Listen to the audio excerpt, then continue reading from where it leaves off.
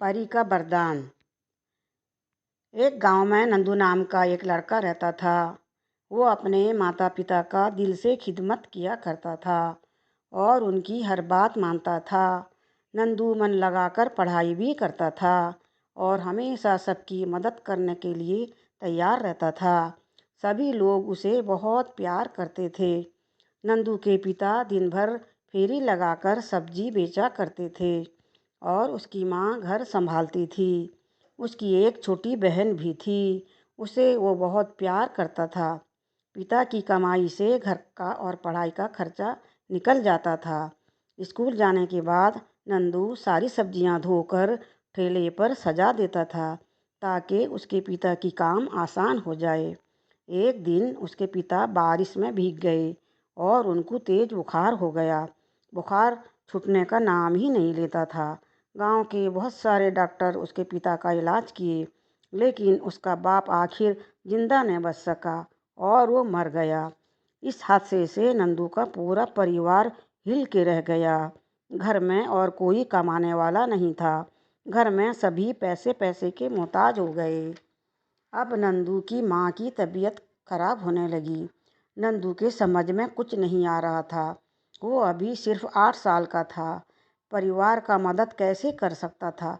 नंदू ने अपनी माँ से रामायण महाभारत के साथ देवी चमत्कारी की कहानी सुनी थी। उसके मन में विचार आया कि भगवान तो सबकी मदद करते हैं, उसकी भी ज़रूर करेंगे। ये सोचकर वो मंदिर में पहुंच गया। उसने वहां जाकर हाथ जोड़ा और बोला, भगवान, मैं छोटा बालक हूँ, मुझे पूजा करना नहीं आता। तुमसे विनती करता हूँ, मुझे रास्ता दिखाओ।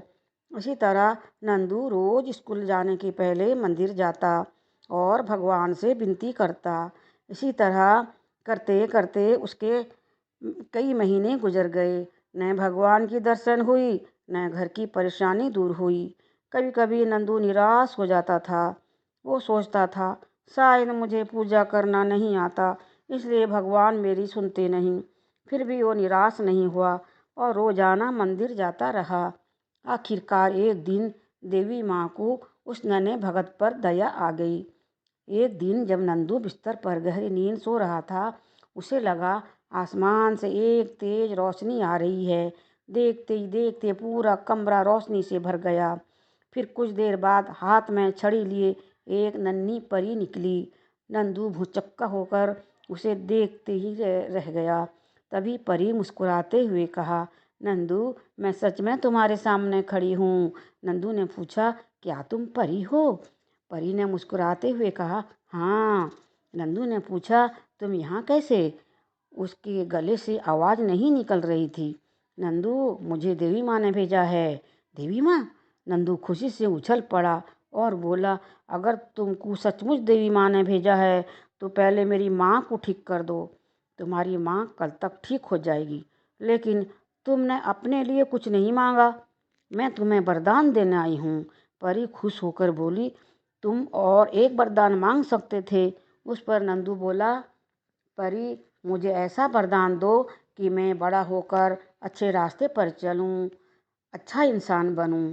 परी ने खुश होकर नंदू को एक अंगूठी दी और बोली, तुम इसे पहनकर जो मांगोगे तुम्हारी मुराद फौरन पूरी हो जाएगी।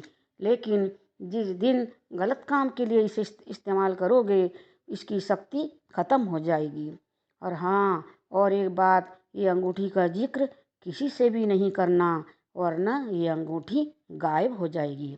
इतना कहकर परी वहाँ से चली गई। सुबह उठकर जब नंदू ने देखा अंगूठी उसके उंगली में थी, उसका दिल चाहा कि सारी बात अपनी माँ को कहे। फिर परी की बात याद आ गई और चुप रहा। माँ की तबीयत अब पूरी तरह ठीक हो गई थी। अब नंदू को जब भी जिस बात की ज़रूरत होती, अंगूठी इस्तेमाल करता और अपना ज़रूरत पूरा करता और उसका मुराद हमेशा पूरा होता गया। घर के सभी लोग खुशी खुशी रहने लगे। हालत बेहतर से बेहतर होने लगी। मेरी ये कहानी आपको कैसी लगी कमेंट में ज़रूर बताइएगा। प्लीज़ सब्सक्राइब ज़रूर कीजिएगा।